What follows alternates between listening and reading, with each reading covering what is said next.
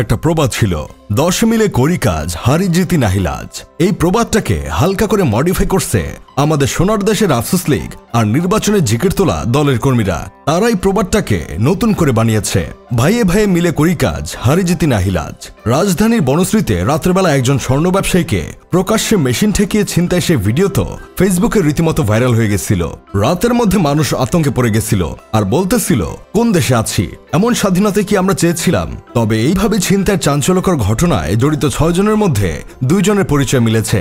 এদের মধ্যে একজন পটুয়াখালীর বাউফলে নিষিদ্ধ সংগঠন ছাত্রলীগের প্রভাবশালী নেতা আমিনুল ইসলাম ও অন্যজন শ্রমিক দল নেতা সুমন মোল্লা। এর মধ্যে আমিনুল পেশাদার ডাকাত, এর আগেও তাকে ডাকাতি মামলায় গ্রেফতার করা হয়েছিল। কিন্তু লাভ কি ভাই, সে তো ছিল মানবতার আম্মুর লোক, তাই হয়তো আবার ছাড়া পেয়ে নিজস্ব পেশায় আবার নিয়োজিত হয়ে গেছিল। তাহলে এখন আপনারাই বলেন, লীগ ও দলের ভাইয়েরা 10 মিলে করি কাজ, হারি জিতি নাহি লাজ প্রবাদটাকে মডিফাই করেছে নাকি করে নাই? তাছাড়া লালমাইয়ে 2 প্রবাসীর বাড়িতে ডাকাতি গ্রেফতারকৃত 5 জনের মধ্যে একজন যুবদল আরেকজন ছাত্রদল কর্মীর পরিচয় পাওয়া গেছে। এমন আরো নিউজ পাওয়া যাবে যেখানে ভিন্ন মায়ের পেটের আপন ভাইরা মিলে এমন ডাকাতি করেছে। কিছুদিন আগে দেখছিলাম অপারেশন ডেভিল হান্টে ধরা পড়া ঘেউ ঘেউ লীগের কর্মী ও আফসোস লীগের কর্মীদের জেল থেকে ছাড়িয়ে নিতে থানায় গিয়েছিল নির্বাচন দলের নেতা। ছাড়াতে না পেরে রিমান্ড না হওয়ার তদবির পর্যন্ত করে এসেছিল। এসব দেখে আমার বন্ধু কেরামত বলতেছে, একই ঘরে 3 ভাই 3 দল করলে এরকম একটু একটু হয়, এগুলো মানিয়ে নিতে হবে। হাজার হলেও ভাই তো, তাদের মধ্যে এখনো মানবতা বেঁচে আছে, এই মানবতা বেঁচে থাকুক। তবে নির্বাচন দলের ভাইয়েরা হয়তো এখন নির্বাচনের আশায় ভুলেই গেছে তাদের সাথে হওয়া গত 16 বছর নিপীড়নের কথা। যদি ভুলেই না যেত তাহলে তো আর একসাথে মিলেমিশে ডাকাতি করা সম্ভব হতো না।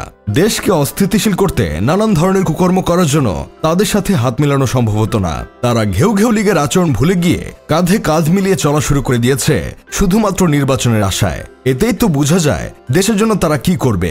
একজন এসে দেশের রিজার্ভ ঠিক করবে, অন্য কেউ এসে খাবে, এটাই এই দেশের নিয়ম।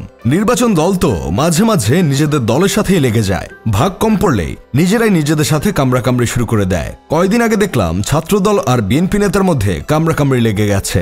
এতদিন শুনছিলাম রক কাটে অন্য একটা দল, কিন্তু এখন তো ভিন্ন চিত্র দেখতেছি।